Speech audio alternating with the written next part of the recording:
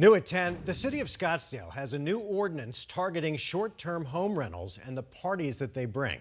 By the end of the year, Scottsdale police will have a unit dedicated to loud or out-of-control parties. Team 12's Mitch Carr explains what the unit will do and how it will work.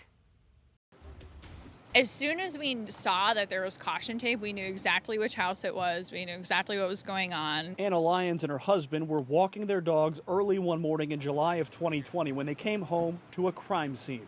A short-term rental home down the street had hosted a party, and that party had ended in gunfire. The gunfire was a first. The party was not. They would just line the streets with cars. People would get super rowdy and leave alcohol bottles littered in the street. And people actually changed in our driveway one time for one of the parties. They came to our driveway and changed into their bathing suits right in front of our windows. Scottsdale tried to regulate short-term rentals, but the state preempted the city.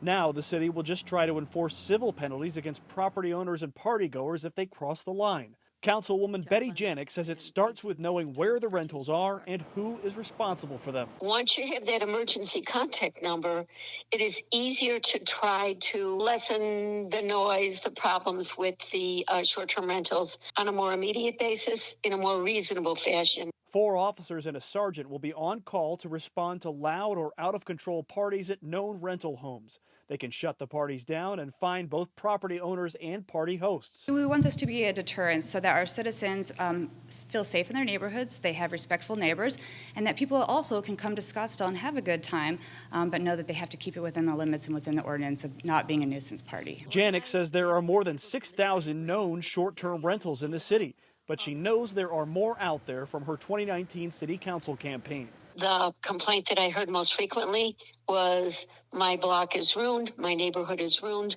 we have short-term rentals, they drink, they do drugs, they're wild. The hope is that more intense enforcement will result in more respectful parties, if not fewer ones altogether. I think it's good that they're cracking down on this so that people can come and enjoy the area for what it is and not leave the people who live in the area sort of unsettled. In Scottsdale, Mitch Carr, 12 News.